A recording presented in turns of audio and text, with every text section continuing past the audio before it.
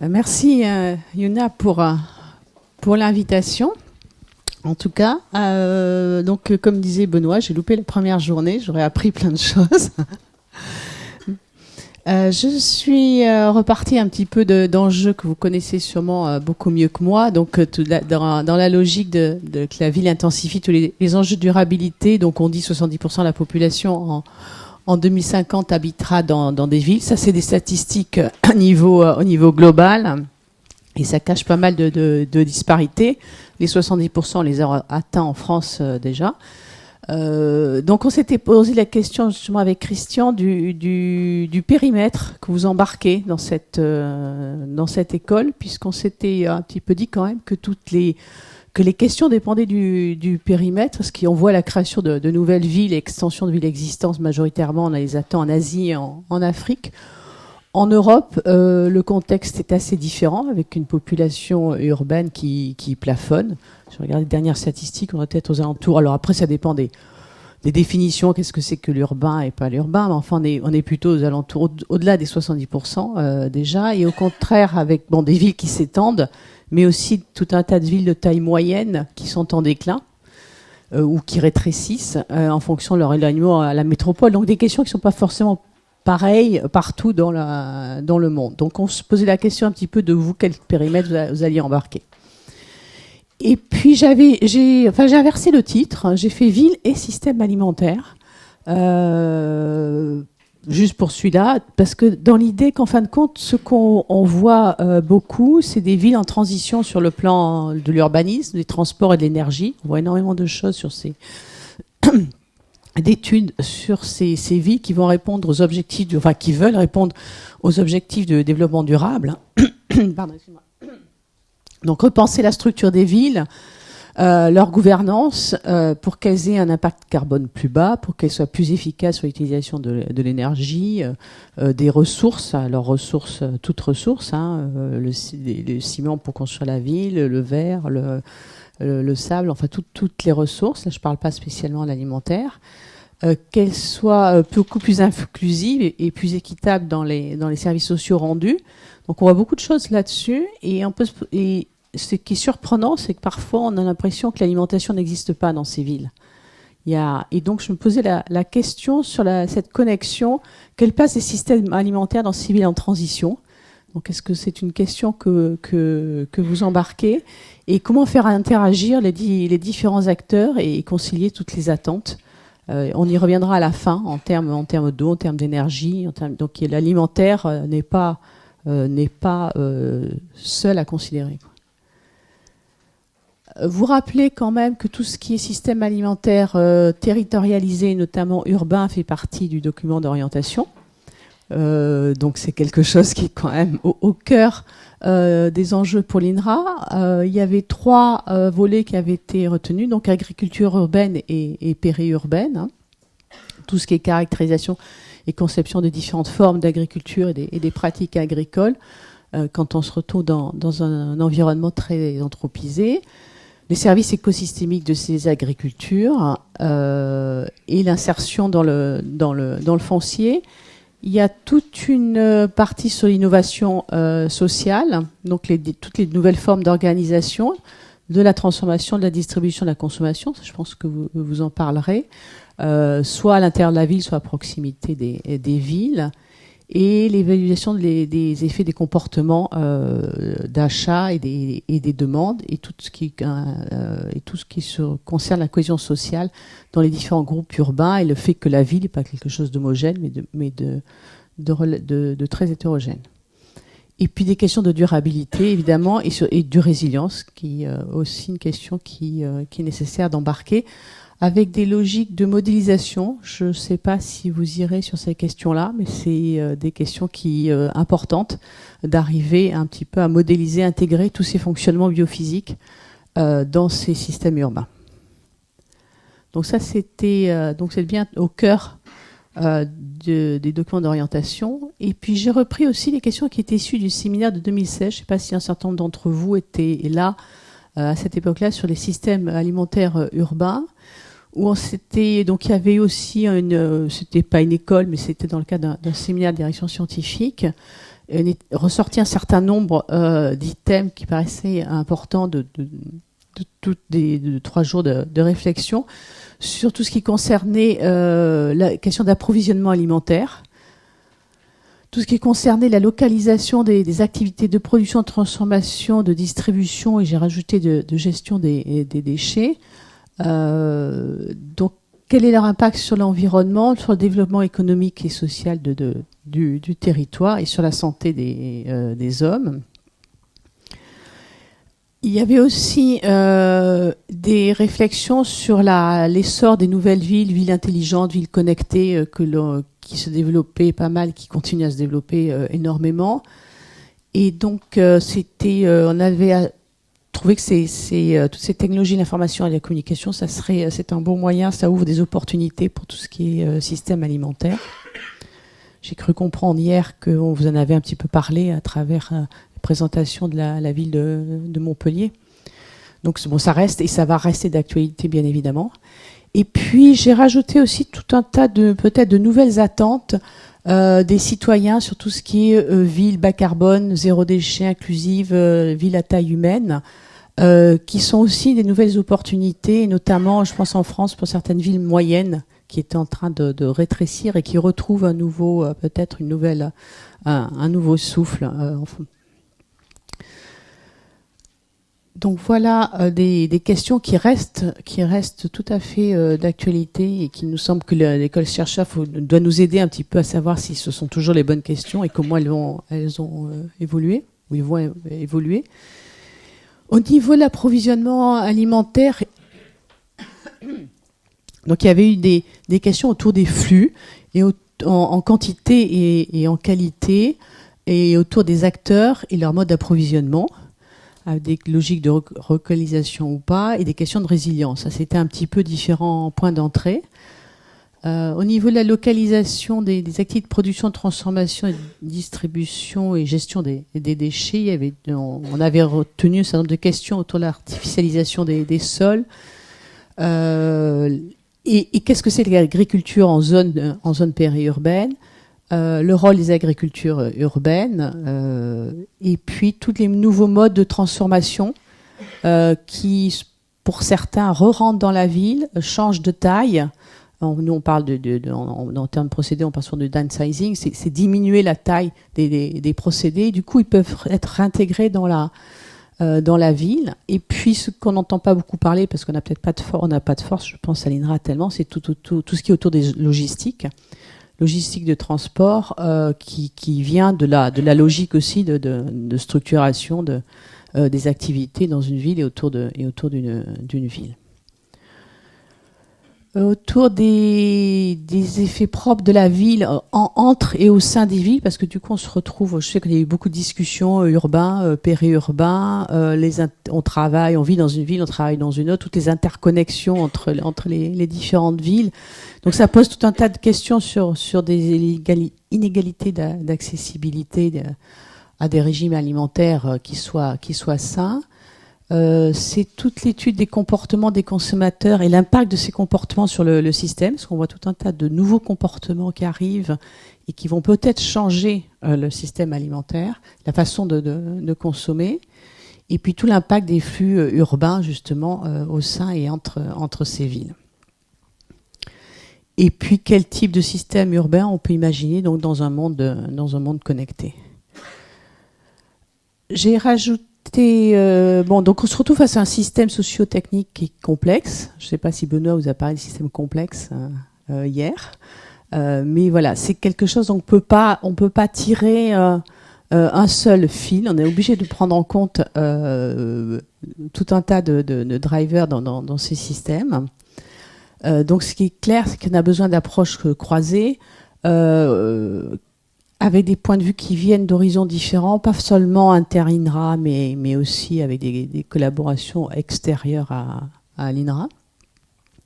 Donc c'est pour arriver à faire système, donc c'est apprendre à travailler aussi ensemble et à aborder les questions. Chacun a des questions différentes et voir comment, en fin de compte, elles discutent entre elles.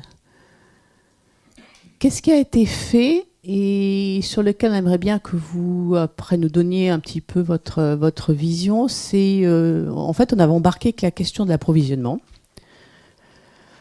avec beaucoup de définitions par rapport aux ressources. La définition, donc, qu'est-ce que l'urbain, qu'est-ce que le périurbain, caractériser les systèmes. Et donc, en fait, il y avait un besoin de diagnostic, il y avait un manque de données et un manque de modèles.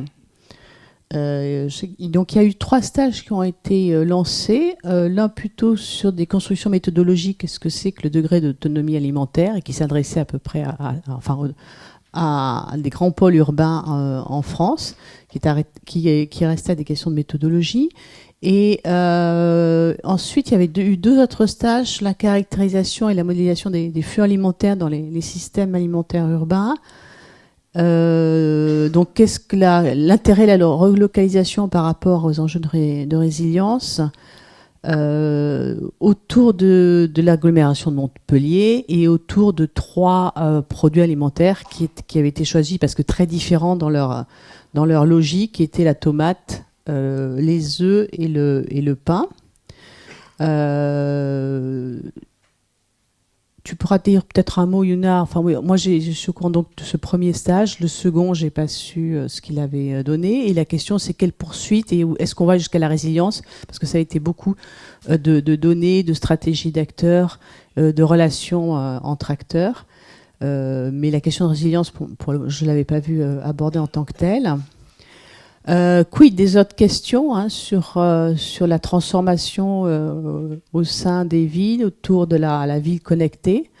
Donc ça, c'est plutôt moi qui vous adresse des questions. Est-ce qu'il y a besoin, enfin, comment on poursuit ces premières études?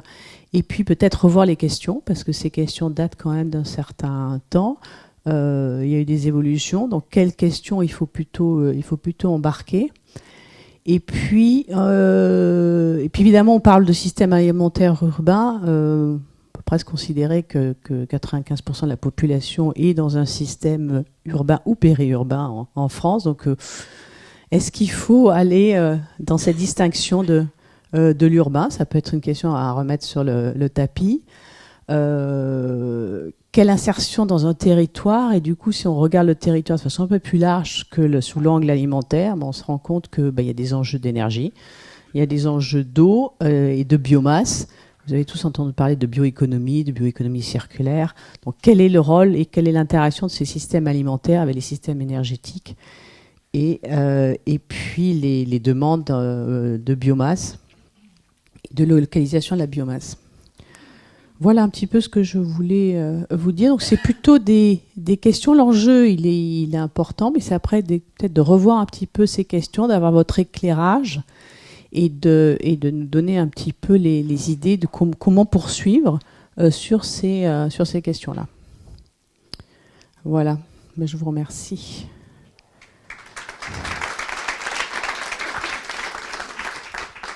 Tu veux peut-être rajouter quelques points, Yuna ? Donc juste un petit point sur un des travaux évoqués, donc sur la résilience en fait du système d'approvisionnement. Donc effectivement, il y a eu, c'est un travail qui avait été lancé en lien avec Catherine Esnouf également.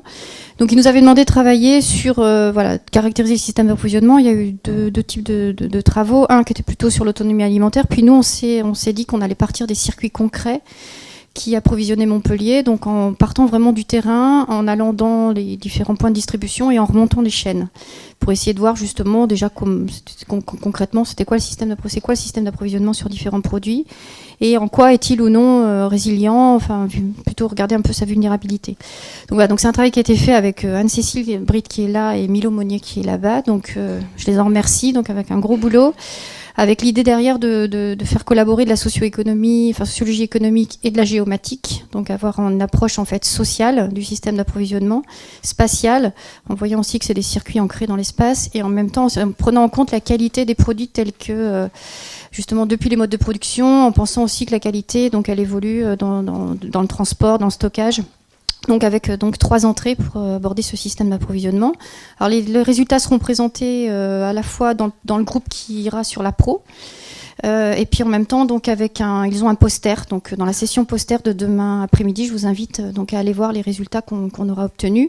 Et juste pour dire, donc la résilience, en fait, on a donc à la fois, c'est plutôt une approche compréhensive. On a essayé de voir comment justement ils prenaient plus ou moins en compte des certains nombres d'aléas.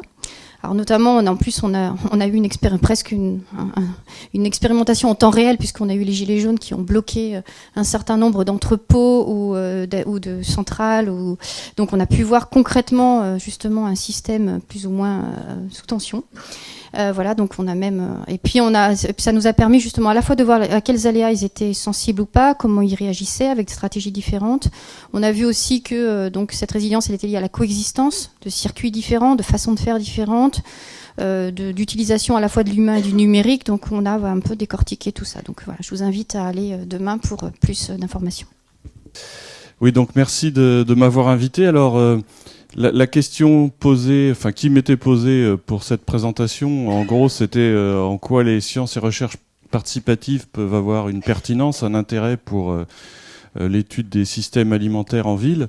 Donc j'ai traduit ça par quelle place pour les sciences et recherches participatives. Alors c'est vrai que le titre en soi est déjà un enjeu, en tout cas pour moi, parce que je suis vraiment pas du tout un spécialiste des systèmes alimentaires et des villes. Donc la présentation est fondée sur un certain nombre d'a priori de ce que je peux imaginer de ce que sont ces systèmes, qui de toute façon, j'ai compris, n'étaient pas hyper bien connus de tous. Voilà, donc j'espère que vous pourrez me corriger si je dis des grosses bêtises au fil de la présentation.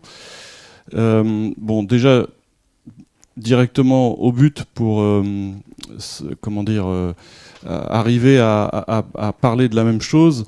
Quand on parle de sciences et de recherche participative, de quoi parle-t-on ? Donc là, dans cet exposé, je me réfère en fait à une définition qu'on trouve dans la charte qui a été signée en 2017. À l'époque, il y avait une trentaine d'organisations, à la fois académiques et associatives, qui se sont mis d'accord sur un certain nombre de points, dont une définition que je vous livre ici. Donc les sciences et recherches participatives sont des formes de production de connaissances scientifiques, donc on est bien sur la production de connaissances, auxquelles participent aux côtés des chercheurs, des acteurs de la société civile, à titre individuel ou collectif, et de façon active et délibérée. Bon voilà, j'ai surligné en rouge les mots-clés qui me semblent importants. Donc déjà rien que sur cette définition, on pourrait y passer 10 ou 15 minutes, donc je vais peut-être pas me lancer dans l'exercice d'exégèse de tout ce qu'il y a derrière chaque mot et des discussions qui ont donné lieu à cette définition. Mais bon, il y a un terme quand même comme société civile qui lui-même n'est pas hyper bien défini. Enfin, il est défini, mais avec parfois des exceptions qui sont un peu différentes d'une personne à l'autre ou d'une entité à l'autre. Bon, au sein de l'INRA, en tout cas, société civile, nous on l'interprète de manière assez large, c'est-à-dire que ça peut être à la fois des acteurs économiques comme des acteurs non marchands. Voilà, ça veut dire par exemple qu'on peut très bien faire des recherches participatives avec des éleveurs ou des agriculteurs qui sont des acteurs économiques, comme avec des amateurs qui vont collecter des données, par exemple, environnementales. Donc cette année, l'an dernier, en 2018, avec un petit groupe, on a réfléchi aussi à une manière de populariser de manière assez large ce que sont les sciences et recherches participatives à l'INRA. Et donc on a produit avec l'aide du magazine Pour la Science un petit dessin animé de 4 minutes dont vous voyez là un petit pictogramme qui le représente, que vous retrouvez sur un site dont je mentionnerai l'adresse à la fin, qui permet donc de pouvoir présenter ce que sont ces sciences et recherches participatives à l'INRA de manière assez simple et rapide. Alors, si on veut en savoir plus, il y a un certain nombre de sources, et je vous donnerai tout à l'heure au moins l'adresse d'un site sur lesquels on a essayé de référencer des documents de base. Il y a notamment le rapport qu'avait produit en 2016 François Houillet sur les sciences participatives en France, qui retrace tout un historique et qui montre, entre autres, j'ai ressorti ce graphique parmi bien d'autres, comment les publications scientifiques qui mentionnent explicitement les mots-clés qui se réfèrent à la participation, comment ces publications ont explosé là, dans les années 2000. Donc ça montre aussi tout l'intérêt du domaine académique pour ce type d'approche.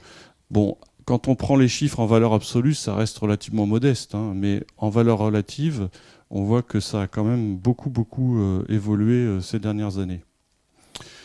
Donc, quand on revient plutôt sur l'INRA, du coup, on s'aperçoit qu'au sein de l'INRA, il y a une très grande diversité. Je crois que c'est le mot-clé qui caractérise le mieux le participatif à l'INRA par rapport à ce que je peux voir dans d'autres organismes, à l'Institut Pasteur ou autres. C'est la diversité à la fois des pratiques, des partenaires non académiques et des types de participation. Donc, type de participation, je vais y revenir tout de suite pour clarifier ce que je mets derrière ce mot. Voilà, et moi j'aime bien parler d'archipel de communautés. Alors là, l'intérêt de l'image de l'archipel, c'est que ça montre que parfois il y a des îlots qui sont reliés les uns aux autres, et puis d'autres parfois qui sont pas du tout en connexion. Et c'est un peu le cas à l'INRA. Donc ça fait partie aussi de ma mission d'essayer de bien faire en sorte que ces différents îlots soient bien connectés, parce qu'il y a, je pense, pas mal d'échanges de pratiques et d'échanges d'expériences qui peuvent être intéressantes à faire entre ces différentes communautés. Voilà, je termine rapidement sur une ou deux slides pour présenter un peu le contexte de ce qui se passe à l'INRA, et ensuite je vais revenir plus directement sur la question posée pour cette école chercheur. Mais je pense que c'est important d'avoir un certain nombre de ces présentations en tête. Voilà, dans un article il y a un peu plus d'un an, on s'était essayé avec 3 autres collègues à voir comment on pouvait essayer de faire une typologie des niveaux de participation qu'on peut rencontrer dans les projets à l'INRA. Alors, niveau de participation, ça renvoie au niveau d'implication finalement des non-scientifiques dans les projets. Est-ce qu'on arrive à y voir clair sur une classification qu'on pourrait faire de ces niveaux d'implication ? Et donc là, on avait, à partir de travaux antérieurs, proposé quatre niveaux. Le niveau 1, c'est le niveau qu'on appelle crowdsourcing, donc la collecte massive de données par des non-scientifiques. Donc ça peut être par exemple à l'INRA des projets comme Nutrinet Santé, pour ceux qui connaissent, où on collecte massivement des données sur la santé au travers des pratiques et sur la santé, sur les pratiques alimentaires et sur la santé des citoyens qui veulent participer. Ça peut être par exemple l'Observatoire des saisons, où des amateurs vont collecter des données sur la phénologie des plantes qui les entourent, plantes cultivées ou non, et à partir de ça, les chercheurs en tirent des conclusions sur l'impact du changement climatique sur le développement des plantes. Donc voilà, ça c'est le niveau 1. Le niveau 2, on va un petit peu plus loin, où les citoyens participent à l'interprétation, je dirais, basique des données. Le niveau 3, on l'a appelé recherche collaborative, où là, il y a un vrai partage au niveau de la conception des projets, au niveau de l'organisation du projet, de l'analyse des données, de la diffusion des résultats. Et puis le niveau 4, ce qu'on a appelé recherche collégiale, où là, c'est comme dans le niveau 3, sauf qu'en plus, tout le monde partage la responsabilité et les coûts du projet. Voilà, donc c'est une classification qu'on a proposée pour essayer d'y voir un petit peu plus clair sur ce qu'on met derrière le terme participatif, sachant que vous avez certaines organisations pour qui le niveau 1 n'est pas vraiment du participatif. Voilà. Et après, c'est une question de définition. Au niveau de l'INRA, on a préféré être assez inclusif et donc d'inclure aussi le crowdsourcing dans le participatif. Mais c'est juste une définition. Donc, au sein de l'Institut, et là, je fais comme Monique, je fais un appel au peuple aussi pour faire remonter un certain nombre d'informations. Pour le moment, on a identifié à peu près une centaine de chercheurs ou d'ingénieurs qui sont actifs régulièrement dans ces formes de recherche. Et à peu près les 3/4 sont issus de 4 départements. Donc les 4 départements en question, c'est le SAD, EFPA, EA et SPE. Voilà, je pense que c'est une photographie qui est pas inintéressante. Et puis, donc là, j'en viens maintenant plus directement à la question posée, et j'ai proposé de l'aborder sous l'angle de quels sont les objectifs finalement qu'au sein de l'INRA on poursuit en voulant soutenir le développement des sciences et recherches participatives. Et c'est au travers de ces objectifs que j'ai essayé de réintroduire la question des systèmes alimentaires et des villes. Voilà, donc il me semble qu'il y a en gros 6 ou 7 objectifs principaux, et j'insisterai plus peut-être sur les 3 premiers. Le premier, il me semble, c'est de valoriser le potentiel scientifique qu'il y a dans la mise en œuvre de ce type de recherche. Alors ce potentiel scientifique, on peut le décliner de différentes façons. Quand on parle de crowdsourcing, par exemple, ça va être de pouvoir accéder à des données qui ne seraient pas accessibles par d'autres approches. Je prenais l'exemple tout à l'heure de Nutrinet Santé ou de l'Observatoire des saisons. C'est sûr que quand vous avez des Nutrinet Santé, de mémoire aujourd'hui, c'est à peu près 200 000 participants. Donc c'est sûr que si vous n'avez pas ce type d'approche, c'est un peu compliqué d'accéder à ce type de données. Ça peut être aussi lié à des données qui sont collectées sur un espace très grand. Sur l'Observatoire des saisons, vous avez des données sur la France entière. Donc c'est sûr que ça serait un peu compliqué à faire uniquement avec les chercheurs et leurs techniciens. Donc ça, c'est un type d'intérêt. Mais il y a aussi un autre type d'intérêt plus épistémologique, je dirais, qui est la valorisation finalement des différentes formes de savoir, d'expérience, des non scientifiques dans des contextes socio-économiques complexes. Et donc là, j'ai noté le terme système socio-technique complexe pour caractériser les systèmes alimentaires urbains. Bon, je pense que là, on est typiquement dans ce genre de situation a priori. Deuxième objectif, c'est mieux prendre en compte les attentes des parties prenantes qui sont actives dans le champ de l'INRA, et puis, ce faisant, assurer une meilleure légitimité des choix à faire finalement face à la multiplicité des enjeux. Donc ça, j'y reviendrai tout à l'heure s'agissant des systèmes alimentaires et des villes. Mais ça aussi, c'est un point qui est très important en termes de légitimité finalement des choix à opérer en termes d'orientation de recherche, par exemple de questions à poser. Quelles sont les bonnes questions ? Troisième élément important, c'est de faciliter l'appropriation des résultats de recherche. Alors, moi, j'aime pas beaucoup le terme acceptabilité, transfert, etc. Parce que ça suppose quand même que la connaissance est assez top-down. Alors, il y a certains cas où ça marche bien, où c'est efficace, mais plus on est sur des systèmes complexes, plus il y a d'acteurs, et plus cette façon de travailler risque de ne pas être très efficace. Donc, c'est vrai que quand on est sur des démarches participatives, le fait que les parties prenantes participent à la recherche, du coup, la question ne se pose plus de la même façon, ou parfois elle ne se pose même pas. C'est-à-dire que l'appropriation, elle se fait en marchant, en fait.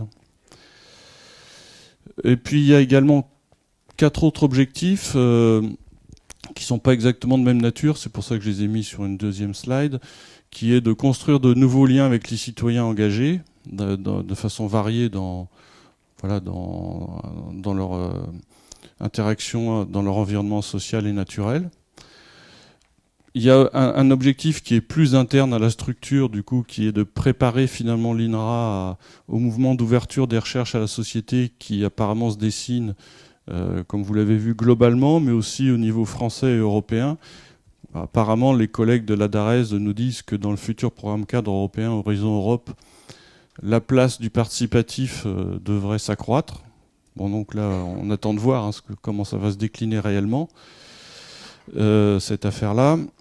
Il y a la question de la diffusion des méthodes et de la culture scientifique, qui fait partie des missions de l'INRA, comme tous les EPST. Et donc, c'est vrai que cette façon de travailler contribue à diffuser ces méthodes, de par l'interaction très étroite avec les non-scientifiques. Et puis, il y a, je dirais, un effet secondaire aussi à ce type d'approche.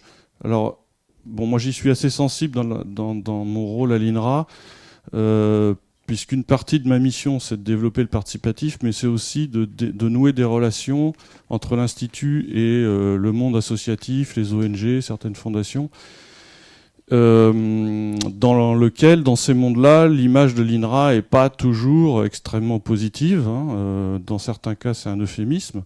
Donc, c'est vrai que développer des recherches participatives, ça contribue à montrer aussi ce que sont les recherches et les chercheurs de l'INRA, parce qu'il y a beaucoup d'a priori, alors qui sont fondés sur des historiques sur lesquels je ne reviendrai pas, et ça montre aussi cette façon de faire, comment les chercheurs travaillent et leur ouverture, quand ils sont dans des démarches participatives, leur ouverture à la société.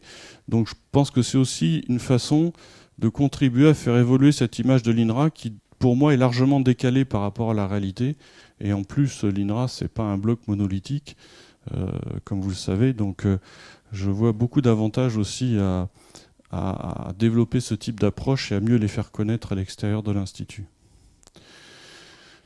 Donc si on vient plus précisément sur la question des nouveaux systèmes alimentaires liés aux villes et de la pertinence des démarches participatives, alors j'ai bien mis a priori, hein, parce que comme je vous l'ai dit, je ne suis pas spécialiste de ces questions de systèmes alimentaires urbains. En tout cas, par rapport à l'objectif de valoriser le potentiel scientifique de ce type de recherche, il me semble que dans le contexte des systèmes alimentaires urbains, on a affaire à beaucoup d'acteurs qui n'ont pas a priori de lien historique ni avec l'INRA ni avec la recherche, d'après ce que j'ai compris. Donc là, on est bien dans le cas où on est avec des acteurs de la société civile de type association locale, des collectivités, des citoyens, etc. Donc a priori, on est sur un terreau en termes d'acteurs qui répond assez bien à ce que demandent les sciences et recherches participatives au niveau des parties prenantes. On est sur, alors j'aurais dû mettre des guillemets écosystème, je reprends le terme du coup système socio-technique complexe. Si j'ai bien compris qu'ils sont pour certains en cours de structuration autour des nouveaux systèmes alimentaires qui sont en train de se mettre en place. On a a priori un potentiel relativement important de savoir et de savoir-faire de tous ces acteurs là que j'ai mentionnés, qui peut être valorisé. Il y a beaucoup d'acteurs, donc forcément il y a beaucoup de points de vue différents, et donc il y a potentiellement des dissensus sur les sujets à aborder. Et donc je pense que les démarches participatives permettent d'éviter peut-être aussi les impasses d'une réduction trop grande par la science de la complexité des situations. Donc ça aussi c'est un avantage que je vois aux démarches participatives, c'est que le fait d'avoir dans les consortia des acteurs aussi variés, des points de vue aussi différents, permet d'éviter d'aller trop vite vers une approche réductionniste. Donc là, par rapport au niveau que je présentais tout à l'heure, là, 1, 2, 3, 4 de participation, il me semble que ceux qui sont les plus adaptés, c'est quand même plutôt ce duo, 3 ou 4, avec une écoute importante et une application importante des non-scientifiques dans les projets. Alors les niveaux 1 et 2 ne sont pas pour autant a priori à exclure, hein, mais à ce moment-là, c'est peut-être sur des questions beaucoup plus ciblées qu'on pourrait y trouver une pertinence. Sur le deuxième objectif, mieux prendre en compte les attentes des parties prenantes, comme je l'imagine, les enjeux sont très nombreux dans ces nouveaux systèmes alimentaires. Bon, quand j'ai essayé de regarder un peu les différents éléments que vous alliez aborder dans l'école, je me suis rendu compte qu'en dehors des questions d'alimentation sensu stricto, il y avait aussi beaucoup de sujets qui sont abordés, donc au niveau sanitaire, au niveau de l'urbanisme, de l'architecture, de la mobilité, la logistique qui était évoquée, etc. Bon, donc on est sur des terrains complexes et avec beaucoup d'acteurs qui portent des questions de nature très différentes. Donc moi aussi je pose une question, la recherche peut-elle déterminer seule l'orientation de ses travaux quand on est sur des approches de cette nature ? Bon, donc il me semble que l'écoute des parties prenantes dans ce cas-là est essentielle, et du coup on revient aussi sur des approches participatives plutôt de niveau 3, 4 quand on peut, mais il faut trouver aussi des acteurs qui soient capables de cofinancer les projets au niveau 4. Faciliter l'appropriation des résultats de la recherche par les parties prenantes. Donc j'ai noté aussi que dans les attendus de l'école, il y avait une volonté d'aller vers l'analyse et la conception de systèmes alimentaires durables. Donc je me suis dit que si on inscrit les démarches de recherche dans l'action, avec les acteurs concernés, ça ne pouvait que créer les conditions favorables à une bonne appropriation de ces systèmes alimentaires. Et que dans un tel contexte, c'est vrai que co-construire au sens plein du terme des projets et discuter avec tous ces acteurs les résultats obtenus ne pouvait que favoriser la compréhension et la mise en œuvre de ces résultats. Donc ici aussi, on serait plutôt sur des niveaux 3 ou 4, et le 1 ou 2, comme pour le premier objectif, je pense sont aussi possibles, mais sur des questions à ce moment-là plus sérieuses, plus pointues. Alors, juste pour terminer, je voulais attirer votre attention sur quelques points de vigilance sur la réussite des projets participatifs. Donc ça, c'est plutôt des retours d'expérience à force de discuter avec les collègues là, qui sont actifs dans ces champs-là. Il y a un point important, quand on est sur du participatif qui inclut de manière assez approfondie des non-scientifiques dans leur démarche, il y a un changement quand même assez profond dans la façon de créer, de faire circuler les connaissances. Ça veut dire que d'une certaine façon, il y a un peu une prise de risque des acteurs engagés qui peuvent craindre, à la fois du côté des chercheurs, mais aussi du côté des non-scientifiques, une crainte d'être instrumentalisés. Donc la question de la confiance est quand même clé dans ces approches-là. Et donc ça suppose qu'il faut prendre le temps de l'interconnaissance, prendre le temps de partager ses valeurs avec les autres, les finalités, les motivations de chacun. Importance aussi de stabiliser un vocabulaire commun. Bon, j'ai vu ça sur quelques projets où parfois sur un mot on bute parce qu'on met pas la même chose derrière. Et parfois même ça va assez loin dans les valeurs qui sont véhiculées par le mot. Un des derniers cas que j'ai en tête, je crois que j'en avais parlé, il me semble, aux journées scientifiques du SAD, là c'était dans le cadre du métaprogramme EcoServe, où la discussion entre l'INRA et un partenaire du monde agricole avait achoppé sur le terme service écosystémique, par exemple. Le mot service était très mal vécu par le partenaire, par exemple. Parce que derrière, ça renvoie à deux conceptions du monde assez différentes, avec d'un côté la notion de monétarisation de la nature, derrière le mot service, alors que pour les chercheurs qui proposaient ça, il n'y avait pas forcément cette intention, mais du coup, il y a eu comme ça un point de blocage assez fort autour de ce terme. Ce qui est important aussi, c'est de clarifier ensemble l'objet de recherche. Ça, on l'a vu il n'y a pas très longtemps. Dominique, tu étais là, et puis peut-être un ou deux autres collègues. On a fait une journée de travail entre l'INRA et puis des associations du secteur médico-social. Et à la fin de la journée, on a un collègue qui est à la fois philosophe des sciences et spécialiste d'épistémologie, qui nous a dit, mais finalement, pendant toute la journée, vous n'avez pas parlé de la même chose. Tu étais là aussi, Emmanuel. Vous, les chercheurs, vous parliez plutôt d'alimentation médicaments, alors que les autres parlaient d'alimentation care. Voilà. Donc, c'est vrai que du coup, ça nous a un peu obligés à revoir notre façon d'appréhender le sujet. Et je trouve que ça, c'est un point important, parce que si on part d'emblée sur des visions de l'objet de recherche qui sont différentes vraiment de manière assez profonde, on va quand même au-devant de déconvenues. Et puis ce qui est important aussi, c'est d'élaborer des règles de fonctionnement et de partage. Alors, quand ça se présente, partage des droits sur les résultats, par exemple, ça peut être des points qui deviennent assez sensibles, ou simplement même la manière dont on va les utiliser, les résultats. Je disais il n'y a pas très longtemps là, un papier sur la question de qui signe les publications scientifiques, par exemple, les questions de l'autorat, qui est l'auteur. Bon, là, parfois, il y a des questions assez sensibles. Est-ce que les non-scientifiques signent ou pas? Si oui, dans quelles conditions? Est-ce que ça les intéresse? Et ça se pose, par exemple, beaucoup. Peut-être, Christophe, tu as vu ça là aux États-Unis avec les communautés, notamment comment ils appellent ça, les First Nations, là, les communautés autochtones indigènes, voilà, qui sont parfois sollicitées pour ce type d'approche et qui regardent de très près ce qu'on va faire des résultats, comment on va parler de leur savoir, etc. Et puis ce qui est important aussi, c'est pour les chercheurs d'adopter une posture qui favorise le partage des savoirs. La question de la posture est très importante, ça beaucoup de collègues me l'ont fait remonter. Il faut vraiment pour les chercheurs se mettre dans une position où on accepte que d'autres sont porteurs de savoirs, même si ce n'est pas des savoirs de même nature. Et donc c'est important, si on veut que ces savoirs s'expriment et si on veut les valoriser, d'adopter pour le chercheur une posture qui n'écrase pas finalement les autres participants.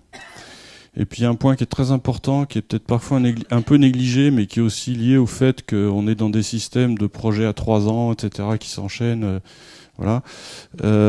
C'est prévoir, c'est des approches, quand on est avec des acteurs qu'on ne connaît pas, il faut beaucoup de temps. Beaucoup de temps, parfois un peu de moyens pour créer cette confiance et puis les mobiliser, ces acteurs, dans la durée. Et c'est là où éventuellement il peut y avoir un partenaire spécialiste de l'animation participative dont l'apport peut être très très précieux pour les chercheurs en soutien. Alors pour terminer sur les visites de terrain, donc il me semble qu'il peut y avoir des opportunités dans ces visites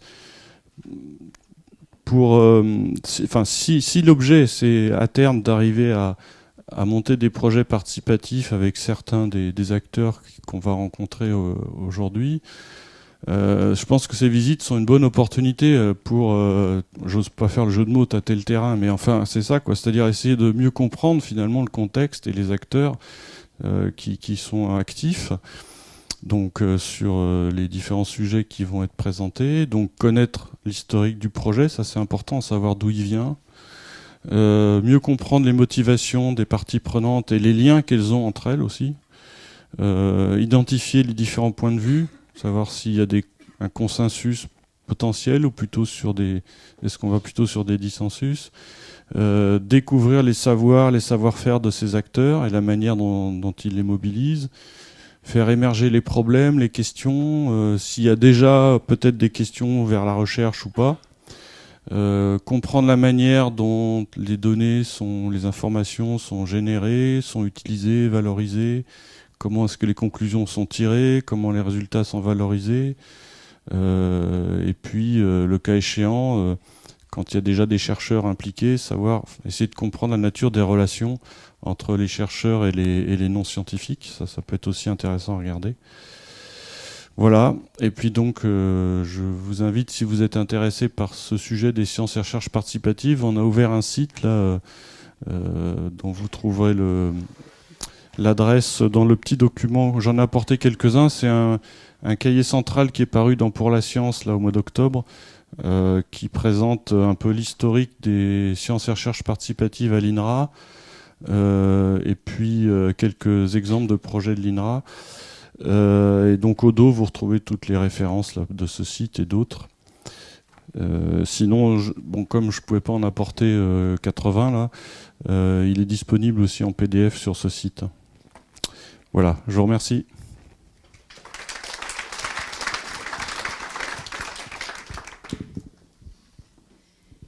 Merci Christophe, merci Monique. Donc juste 2 mots. Alors cette session, elle avait à la fois l'objectif de préparer la suite, puisque cette école chercheur, c'est qu'un début, et on l'espère, ça va rebondir sur un certain nombre d'actions, de collaborations, nouvelles collaborations autour de ce sujet.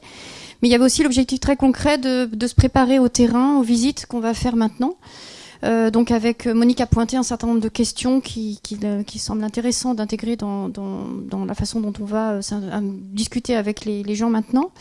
Et puis sans penser que tout doit se faire à travers des sciences participatives. Pour autant, l'optique sciences participatives nous amène quand même à se décaler, à voir les choses sous un angle différent. C'est pour ça que je vais proposer à Christophe de nous dire finalement, quand on se projette dans des sciences participatives, voilà ce que ça donne. Ça amène à penser notamment que face à vous, il y a des acteurs compétents qui se positionnent, qui ont des catégories même d'analyse, qui produisent de la connaissance. Et donc voilà, il s'agissait de se mettre un peu dans cette perspective-là. Alors, s'il n'y a pas plus de... Parce que, voilà, je pense que c'était intéressant. Pour autant, s'il y a évidemment des remarques, des questions, donc on a quand même quelques minutes. Merci pour cette présentation. J'ai une question par rapport... Oui. Maëlle Ranou, donc je travaille pour IUFN, qui est une association donc, qui fait de l'accompagnement sur les projets alimentaires.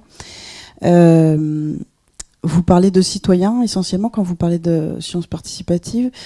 Comment est-ce que vous catégorisez? Est-ce que vous mettez dedans aussi des parties prenantes plus constituées, que ce soit des associations, des entreprises ou autres? Est-ce que ça correspond à vos niveaux 3 et 4 ou voilà? Et l'autre question que je voulais poser, c'est sur la réception de ce type de travaux, que ce soit par les chercheurs ou les institutions. Est-ce que vous percevez que c'est la même légitimité ou est-ce que c'est davantage questionné? Alors, pour la première question, oui, alors citoyen, c'est un terme englobant assez commode, mais finalement, dans la définition, je ne sais pas si vous vous souvenez, on parle de société civile. Donc, société civile, effectivement, ça inclut aussi les associations, les ONG, certaines fondations. Enfin, donc, oui, il n'y a pas de problème pour que tous ces acteurs-là soient inclus. Il n'y a pas de difficulté conceptuelle majeure. Donc, oui, tout à fait, ça... C'est tout à fait inclus dans le terme société civile. Après, sur la reconnaissance, là, on touche du doigt un point sensible. Il y a un certain nombre de collègues qui m'ont fait part de leurs difficultés, parfois, dans leurs institutions respectives, à faire reconnaître leurs travaux. Ils sont parfois un peu challengés sur la qualité scientifique de ce qu'ils produisent. Bon, le rapport de François Ollier montre bien qu'en fait, on produit de la vraie science avec des productions qui sont à la fois des articles, donc voilà, qui signent le caractère scientifique, mais aussi qui peuvent être beaucoup plus larges que des productions scientifiques. Ça peut être, je sais pas moi, des guides pratiques, des films, des modes opératoires, tout un tas de choses qui intéressent les parties prenantes. Et pour ce qui est de l'INRA, aujourd'hui, le document d'orientation à 2025, dont parlait Monique tout à l'heure, inclut explicitement dans son volet, je ne l'ai pas rappelé là pour pas allonger la présentation, mais il y a un volet qui s'appelle Open INRA, et le 4e volet est dédié à cette question du lien avec la société civile non marchande et du développement des recherches participatives à l'INRA. Merci beaucoup pour Claire Cerdan, UMR Innovation CIRAD. Juste une demande de précision. Vous parlez beaucoup de nouveaux systèmes alimentaires et villes. Qu'est-ce que vous mettez derrière le mot nouveau? Est-ce que c'est simplement parce qu'on a un regard nouveau sur des systèmes qui existent depuis très longtemps? Finalement, les villes, l'approvisionnement des villes, l'alimentation des villes, elle se base sur un système alimentaire qui existait avant qu'on le regarde. Ou est-ce que vous voulez vous intéresser à des nouveaux systèmes alimentaires dans lesquels il y aurait des caractéristiques particulières? Bonjour, Nicolas Buclet de Pacte à Grenoble, du laboratoire Pacte.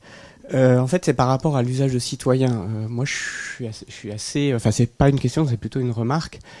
Déjà, il y a les citoyens et scientifiques. Or, je pense que dans les sciences participatives, les scientifiques ne peuvent pas être considérés comme non-citoyens, c'est-à-dire qu'il y a une implication. Donc, et par ailleurs, citoyen, je pense que c'est vraiment pas un bon terme parce que dans certains cas, ça peut être des citoyens, mais si c'est des gens qui représentent des organisations, ils sont pas là en tant que citoyens, mais en tant que représentants d'une organisation. Et donc, le terme de citoyen me paraît vraiment pas approprié de mon point de vue. On n'est pas obligé de résoudre ce débat tout de suite, hein, Christophe. Hein, ok, parce qu'après, je vais regarder. Serge Bonnefoy, Terzanville et chercheur associé à Pacte. Ma question, elle est sur quelle évaluation faites-vous des dispositifs mis en place par l'INRA depuis un certain nombre de temps? Je pense notamment à PSDR et à ses différentes époques. Qu'en tirez-vous comme conclusion en matière de recherche participative? Oui. Alors, je ne sais pas si on qualifie le système de nouveau. En tout cas, c'est différentes formes de systèmes alimentaires et peut-être dessous voir l'impact de nouvelles pratiques. Moi, c'était plus dans ce sens-là, nouvelles pratiques de consommation, nouveaux équilibres au sein des villes. Plutôt comme ça que je le voyais. Donc moi j'ai retenu 2 questions, la question sur citoyen et la question sur PSDR. Bon, comme dit Yuna, on va peut-être pas engager un débat de fond tout de suite sur la question du citoyen. En fait, dans ma présentation, j'ai essayé de faire la distinction entre effectivement les citoyens à titre individuel, c'est-à-dire qui peuvent contribuer bon, l'exemple basique, c'est l'exemple du crowdsourcing. Hein. Vous prenez une photo d'un pollinisateur dans le cadre d'un programme du muséum Viginature. Là, vous agissez en tant que citoyen, vous contribuez à la connaissance sur ces pollinisateurs. Mais effectivement, ça ne réduit pas le participatif à la participation que des citoyens individuels. Hein. C'était la question aussi qui était posée sur le monde associatif et autres.